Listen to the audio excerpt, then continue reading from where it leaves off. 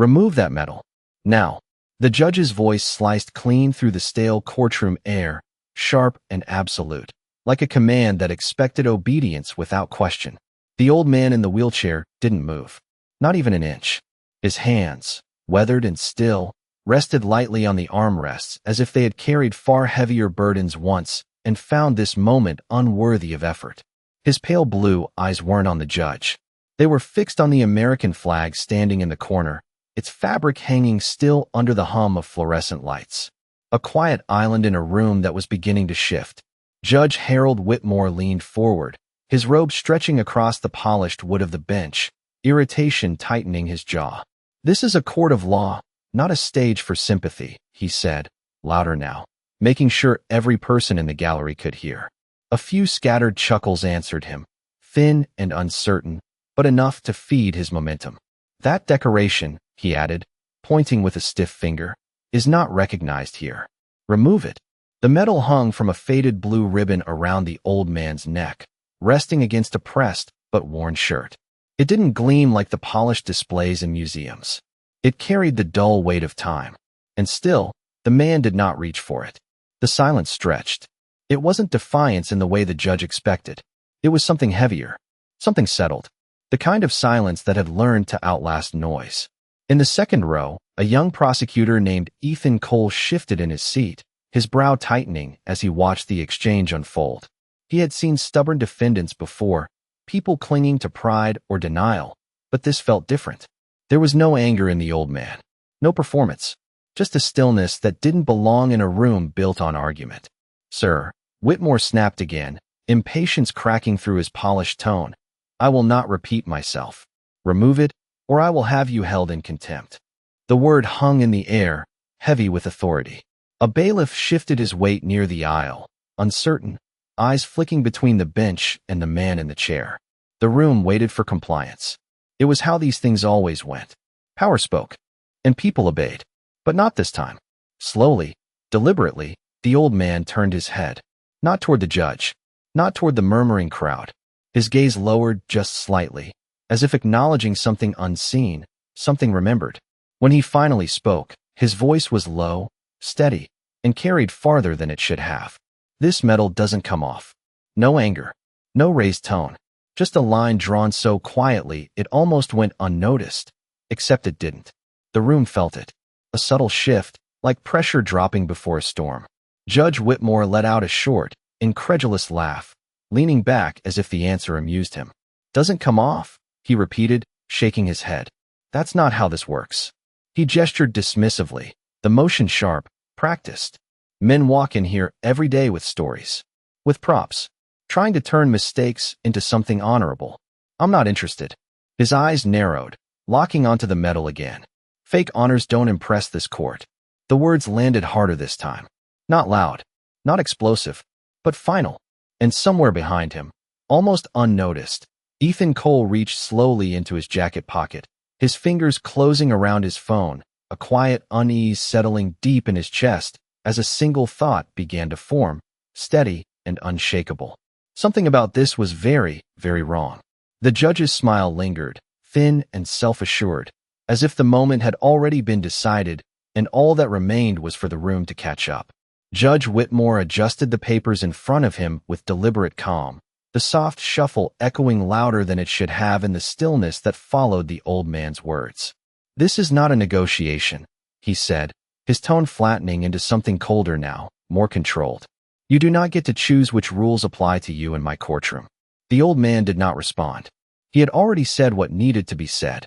His gaze drifted back to the flag, steady and distant, as though the noise of the room had faded into something irrelevant. The metal rested against his chest, unmoved, catching a faint strip of overhead light that revealed its worn edges, the kind of wear that could not be manufactured. In the gallery, the earlier amusement had faded. The air felt heavier now, uncertain. People shifted in their seats, their attention no longer fixed on the judge alone. There was something about the old man's stillness that did not fit the script they had expected. Ethan Cole felt it more sharply than most. He leaned forward slightly, his eyes narrowing as he studied the ribbon, the shape of the metal, the way it sat with quiet weight instead of show. He had seen images like that before, not in person, but in textbooks, in framed photographs in government offices, in the kind of places where people spoke more carefully. His pulse quickened, just enough to notice.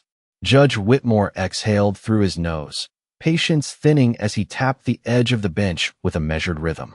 "Bailiff," he said, not raising his voice, but sharpening it. "Assist Mr. Carter in complying with the court's order." The bailiff hesitated. It was subtle, almost imperceptible, but it was there. His hand hovered near his belt, his posture caught between duty and something less defined. He glanced at the old man, then back at the judge, as if expecting someone else to step in and clarify the situation. No one did. "Sir," the bailiff said finally, his voice lower than before, more careful, "I need you to remove the medal." The old man turned his head just enough to meet his eyes. There was no anger there, no challenge, only a quiet certainty that made the request feel misplaced. "I cannot do that," he said. "Not will not. Cannot." The distinction landed softly, but it landed. Ethan felt it settle in his chest like a weight. He swallowed, his thumb brushing over the screen of his phone inside his pocket. The judge leaned forward again, irritation breaking through his composed exterior. "You are not above this court," Whitmore said, each word more deliberate than the last. "Whatever story you have told yourself about that piece of metal, it does not apply here." He gestured sharply, dismissing the metal as if it were an inconvenience. "It comes off." A murmur rippled through the room, quieter now, uncertain. The confidence that had filled the space minutes ago was beginning to fracture. Ethan's mind was moving faster, connecting details he could not ignore. The ribbon, the shape, the way the man carried it without display. He had seen men exaggerate honors before. This was not that. His thumb pressed against his phone, unlocking it without looking. Judge Whitmore sat back, convinced the moment would finally resolve in his favor. Authority had always worked this way for him. Pressure, repetition, compliance. It was predictable, reliable. But as the seconds stretched and the old man remained exactly as he was, unmoved, unchanged, something unfamiliar crept into the edges of the room. Not defiance. Not yet. Something else. Ethan rose slowly from his seat, careful not to draw attention, his steps measured as he moved toward the side aisle. His heart was steady, but his instincts were not. They were loud now, insistent. He slipped through the side door into the quiet hallway, the noise of the courtroom sealing behind him. For a brief second, he stood still, staring down at his phone, the contact list already open. Then he made the call, his voice low but urgent as the line began to ring. "Sir, I think you need to hear this." The hallway felt colder than it should have, the hum of overhead lights stretching thin as Ethan Cole pressed the phone tighter to his ear, each ring echoing longer than the last. He glanced back at the closed courtroom doors, his reflection faint in the polished surface, his jaw tightening as the silence on the line finally broke. "Colonel Hayes," the voice answered, sharp and controlled, carrying the kind of authority that did not need volume to command attention. Ethan swallowed once, steadying himself. "Sir, this is Ethan Cole, Junior Prosecutor, District Court 3. I apologize for the direct call, but something is happening in my courtroom, and I believe it concerns one of yours." There was a brief pause, not confusion, but calculation. "Go on," the colonel said. Ethan exhaled slowly, choosing his words with care. "There is an elderly man here, William Carter. He is in a wheelchair. The judge is ordering him to remove a military medal." "Sir, I think it is a medal of honor." The silence that followed was different. Not empty. Heavy. Ethan could almost hear the shift on the other end, the mental gears locking into place. "Describe it," Colonel Hayes said, his tone lower now, focused. Ethan closed his eyes for a brief second, recalling every detail. Light blue ribbon. White stars. The medal is worn, not polished. He is not presenting it. It is just there. Another pause. Longer this time. When the colonel spoke again, the edge in his voice had sharpened. "Did you say Carter?"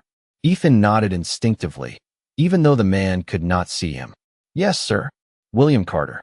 There was a quiet sound, like a chair shifting quickly across a hard floor. "Stay where you are," the colonel said, each word precise. "Do not let them remove that medal." The line went dead before Ethan could respond. He lowered the phone slowly, the weight of the conversation settling into his chest. Inside the courtroom, the tension had thickened into something almost visible. Judge Whitmore's patience had thinned into irritation he could no longer fully mask. His fingers tapped once against the bench, then stopped, as if even that small motion betrayed more frustration than he intended. "We are done entertaining this," he said, his voice firm, final. "Bailiff, proceed." The bailiff stepped forward again, slower this time, his eyes fixed on the man in the chair. Up close, the details were clearer. The fine lines in his face, not just from age, but from something deeper. The way he sat, not slouched, not diminished, but anchored. The metal rested where it had always been, untouched, as if it belonged exactly where it was. "Sir," the bailiff said quietly, almost apologetically, "please." William Carter looked up at him, his gaze steady, calm in a way that made the request feel smaller than it was. "Son," he said, his voice soft but carrying, "you do not want to do that." It was not a threat. It was not a warning. It was something else entirely. The bailiff hesitated again, his hand stopping mid-motion. Behind him, Judge Whitmore's voice cut in, sharper now. "That is enough. Follow the order." The authority in his tone snapped the moment forward, forcing it to continue.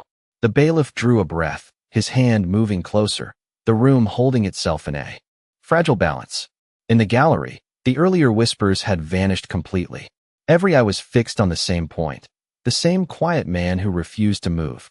Somewhere in the distance, faint at first, a sound began to rise.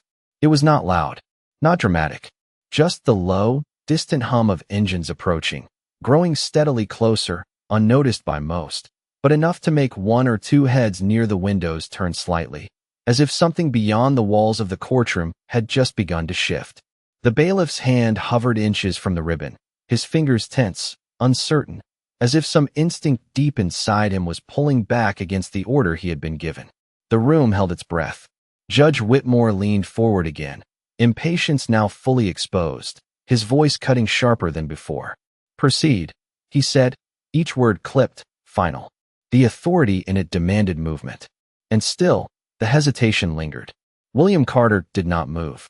His gaze remained steady, not on the hand approaching him, not on the judge, but somewhere beyond them both, as if this moment had already been measured and found smaller than what he had endured before. The metal rested against his chest, unmoved, its dull surface catching just enough light to reveal its edges, worn smooth by time and memory rather than polish.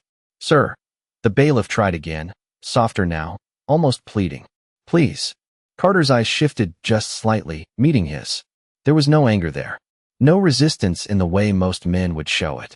Only a quiet certainty that settled heavily between them. "You do not want to do that," Carter repeated, just as calm, just as steady. It was not louder this time. It did not need to be.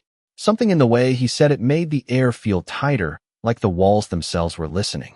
Behind them, a faint vibration trembled through the floor, subtle enough to go unnoticed by most, but enough to make a glass of water on the clerk's desk ripple slightly. One of the spectators near the back glanced toward the high windows, his brow furrowing. The low hum from outside had grown, no longer distant, no longer easy to ignore.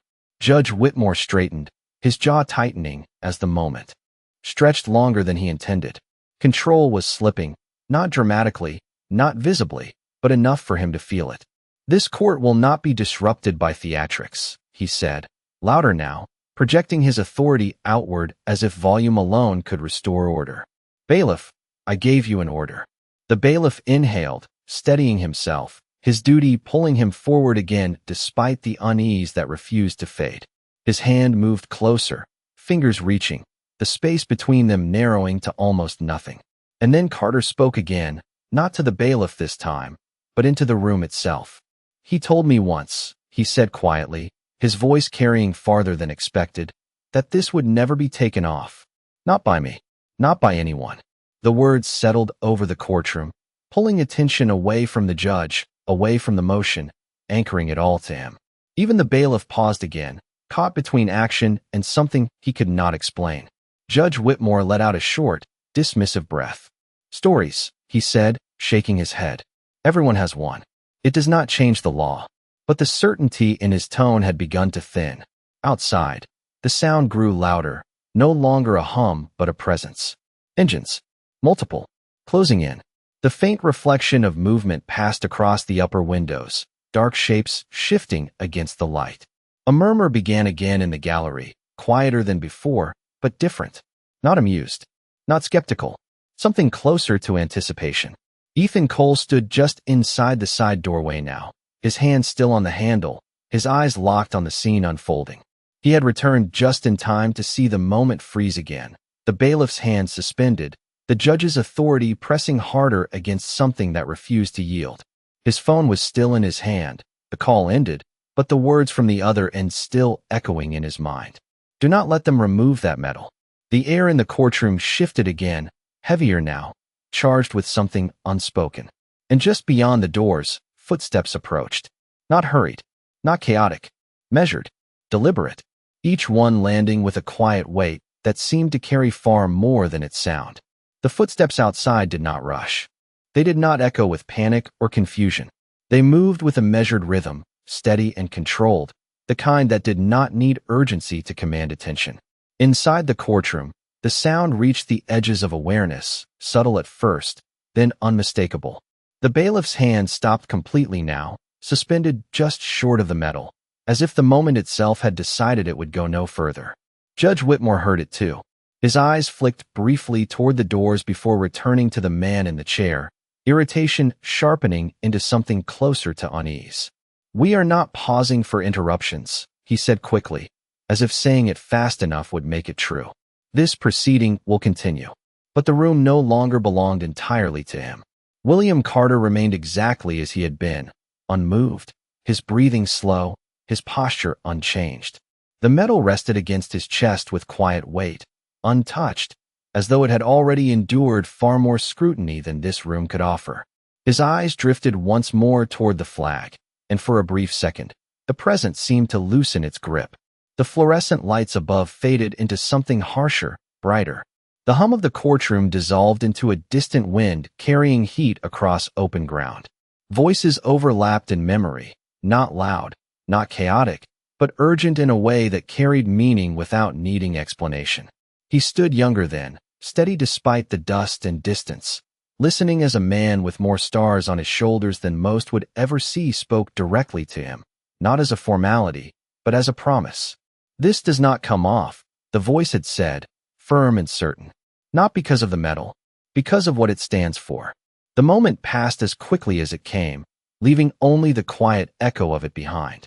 Back in the courtroom, the air felt different now, heavier, the kind of weight that made people sit straighter without knowing why.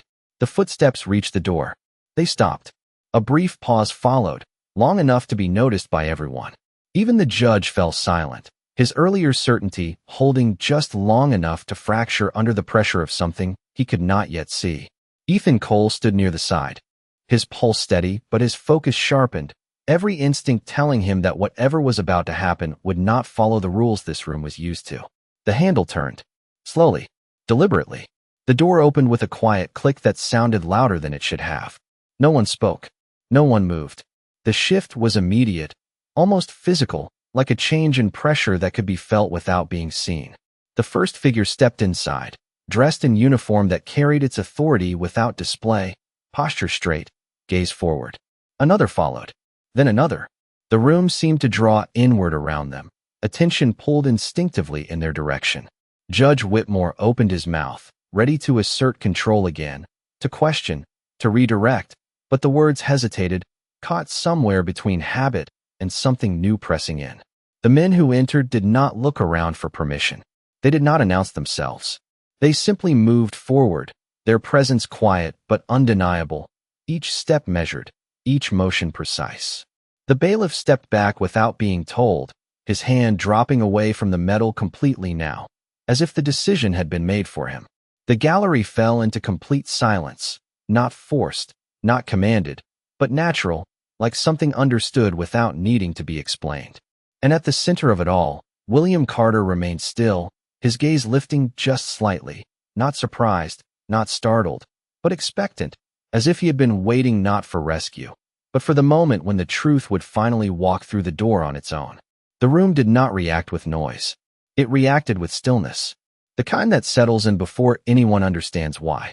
The first officer who entered stepped aside without a word, and then the second did the same, creating a path that no one had been told to clear, yet everyone instinctively respected. And then he appeared. General Robert Hayes did not rush. He did not raise his voice. He did not need to. His presence carried something heavier than command, something earned long before this room ever existed. The air shifted around him, subtle but undeniable, as he stepped forward with calm precision, his uniform immaculate, the weight of his rank visible without display. Every movement was deliberate, controlled, and final. Judge Whitmore straightened immediately, his posture adjusting as recognition caught up with reality. "General," he began, forcing a tone that tried to regain authority, "this is highly irregular. You cannot simply—" The word stopped, not because he was interrupted, but because something in the general's gaze made continuing feel like a mistake. General Hayes did not look at him first. He did not acknowledge the bench, the authority, or the structure of the courtroom. His eyes went directly to the man in the wheelchair. And for the first time since he entered, his expression changed. Not dramatically, not outwardly, but enough. A recognition, a weight, a respect that did not need explanation. He took one more step forward, stopping just a few feet from William Carter. The silence deepened, pulling every eye in the room into the space between them. "Sir," the general said quietly, not loudly, not formally, just one word, spoken with absolute clarity. The effect was immediate. The room felt it. The shift was complete now.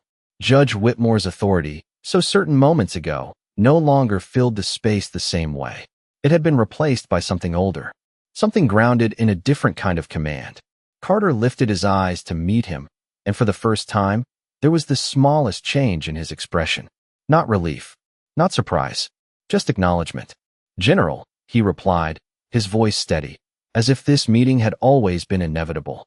Behind them, the officers who had entered stood in quiet formation, their presence reinforcing the moment without a single word spoken. No one in the gallery moved. No one dared to break the silence that had settled over the room like a weight. Judge Whitmore cleared his throat, attempting to reclaim control, but the sound felt out of place now, smaller than it had before. "General Hayes," he said, his voice tightening slightly. "This court was in the middle of a lawful proceeding. This individual has refused to comply with a direct order. I was simply enforcing, who gave that order?" The question cut through. The room, calm and precise, but carrying more force than anything that had been said before. General Hayes had not raised his voice. He had not turned fully toward the bench. And yet the question landed exactly where it needed to. Judge Whitmore hesitated. It was brief, barely noticeable, but it was there. "I did," he said, regaining his tone, though it lacked the certainty it once held. "This man was instructed to remove that medal. It has no verified standing in this court." The general's gaze shifted then, finally, toward the bench. Slow, measured, unblinking. "No verified standing." He repeated, the words not questioned, but weighed. He took a step closer, not toward the judge, but toward the center of the room, as if placing himself exactly where the truth needed to be heard. "Do you know what that medal represents?" The question hung there, not rhetorical, not confrontational, but undeniable. Judge Whitmore opened his mouth to respond, to assert control again, but the words did not come as easily now. Because for the first time since the proceeding began, the balance of power had shifted completely, and everyone in the room could feel it. The question did not echo. It settled, heavy, unavoidable. Every person in the courtroom felt it, not as sound, but as weight pressing down on the space between the general and the bench. Judge Whitmore straightened slightly, his fingers tightening against the polished wood as he searched for footing that no longer felt as solid as it had moments before. "It represents a claim," he said carefully, choosing his words as if precision alone could restore control. "A claim that has not been verified within this court." The response hung in the air, thinner than expected, lacking the authority it once carried. General Hayes did not react immediately. He let the words sit, let them exist long enough to reveal their own weakness. Then he turned his gaze slightly, not away, but outward, as if including the entire room in what came next. "That medal," he said, his voice steady and even, "is the highest recognition this nation can give to a service member." He paused, not for effect, but because the truth did not need to be rushed. "It is not awarded lightly." It is not worn casually, and it is not something a man like him would ever have to prove in a room like this. The silence deepened again, but this time it carried understanding. In the gallery, people shifted subtly, the earlier uncertainty replaced by something closer to realization. Eyes moved back to William Carter, seeing him differently now, not as a quiet old man in a chair, but as something far more significant that had been sitting in plain sight. Judge Whitmore's jaw tightened, his posture holding firm out of habit more than confidence. "With respect, General," he said, the phrase sounding more formal than sincere. "This court operates on evidence, not assumptions. If there is documentation, there is," Hayes said, cutting him off without raising his voice. The interruption was clean, precise, and final. "There always is." He took a slow step forward, his presence anchoring the center of the room. "But that is not the point you should be concerned with right now." The judge blinked, caught slightly off guard, his composure slipping just enough to be noticed. "And what point is that?" he asked, the edge in his tone returning, though it lacked the certainty from before. General Hayes met his gaze fully now, unflinching, his expression calm but unyielding. "You gave an order," he said, each word deliberate. "An order to remove something that was never yours to question in the first place." The words did not strike like an attack. They settled like a verdict. Around them, the officers who had entered remained perfectly still, their silence reinforcing the gravity of the moment. Ethan Cole stood near the side, his breath slow, his instincts now fully confirmed. He had been right to make the call, not because of what was happening now, but because of what had almost happened before it. The bailiff took another small step back, creating more space between himself and Carter, his earlier hesitation now replaced by quiet certainty. He did not look at the judge. He did not need to. The decision had already been made. William Carter remained as he was, his posture unchanged, his expression calm, but there was a subtle shift now. Something lighter in his gaze, not relief, but recognition that the moment had reached its turning point. Judge Whitmore exhaled slowly, the sound controlled, measured, but no longer dominant. "If there has been a misunderstanding," he began, adjusting his tone, recalibrating, "it can be addressed appropriately. However, this court, Hayes said quietly, not interrupting, but overriding, will correct itself." The statement was simple, final. It did not ask for agreement. It did not invite debate. It existed as fact. And in that moment, for the first time since the proceeding began, Judge Whitmore had nothing immediate to say in return. Because the authority he had relied on was no longer the only one in the room, and it was no longer the strongest. The silence did not break. It deepened, settling over the courtroom like something final, something that could not be reversed once understood. Judge Whitmore remained seated, but the posture that once carried certain quiet clarity. This was not chaos.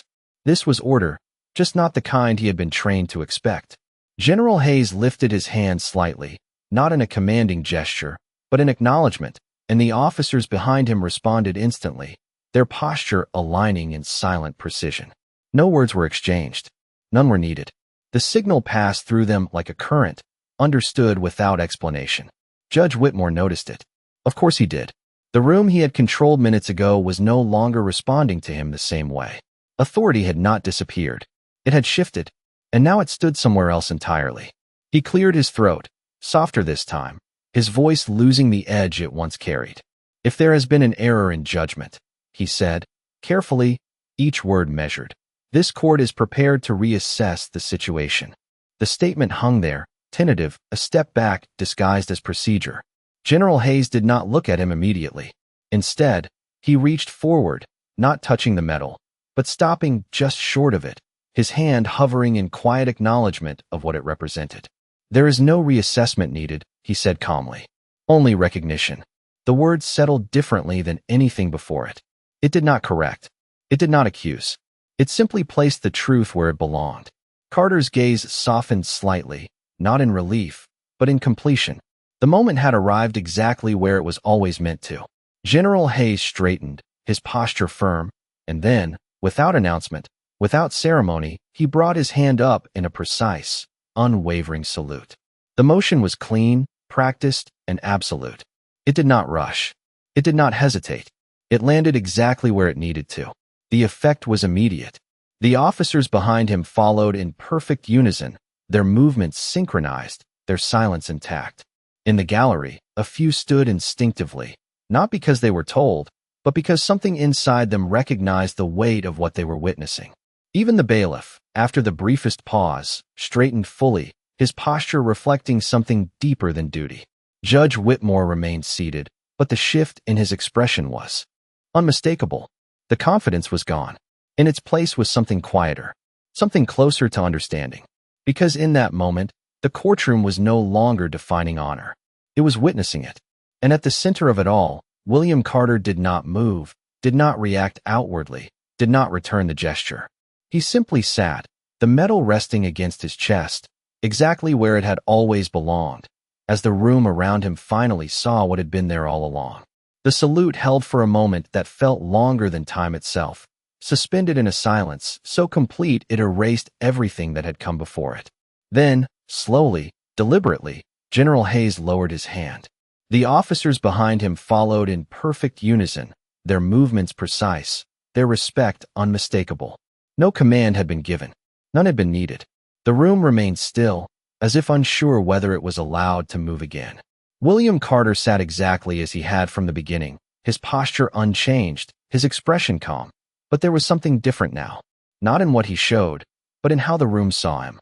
The weight that had always been there was no longer invisible. It had been recognized. Judge Whitmore exhaled quietly, the sound barely audible, his shoulders settling in a way that suggested something within him had shifted, something recalibrating under the weight of what he had just witnessed. He looked down briefly at the bench in front of him, then back toward Carter, and for the first time, there was no attempt to assert control in his gaze. Only a careful acknowledgement of a line that had been crossed and then corrected. "Mr. Carter," he said, his voice measured, stripped of its earlier edge, "this court recognizes that an error in judgment was made."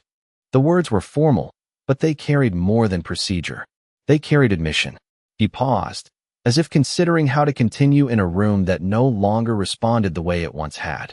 "You are under no obligation to remove that medal," he added, the sentence landing softer, but far more significant than anything he had said before. No one reacted with applause. No one spoke. The silence remained, but it was different now. It was not tension. It was respect. General Hayes gave a small, almost imperceptible nod, not as approval, but as acknowledgement that the correction had been made. He turned slightly back toward Carter, his posture easing just enough to reflect something more personal beneath the uniform. "They never forgot," he said quietly. Carter's eyes lifted to meet his, steady and clear. "I know," he replied, just as calm. There was no pride in the words. No need for it. The truth had already spoken for him.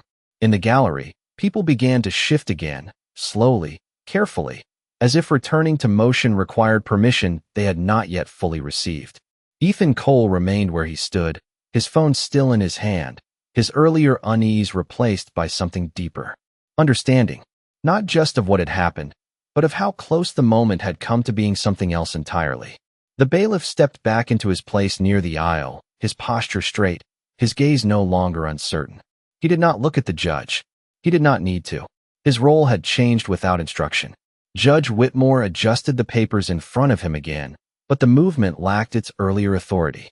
It was quieter now, more deliberate, as if each action carried a new awareness behind it. "This matter is dismissed," he said finally, the words simple, but final in a different way than before. Not imposed, corrected. The gavel did not need to strike. The decision had already been made. General Hayes turned, the officers behind him aligning instantly, their presence preparing to leave just as quietly as they had arrived. But before he stepped away, he paused for a fraction of a second, his gaze returning once more to the man in the chair. Not as a superior, not as a commander, but as one soldier to another. Carter gave the smallest nod in return. No words followed. None were necessary. And as the general and his officers moved toward the door, the courtroom remained standing in that quiet, unspoken understanding. Because some moments do not end with noise. They end with something far more powerful. The kind that lingers long after the room has emptied. The kind that reminds everyone who witnessed it that respect is not something you demand. It is something you recognize, sometimes too late, but never without consequence.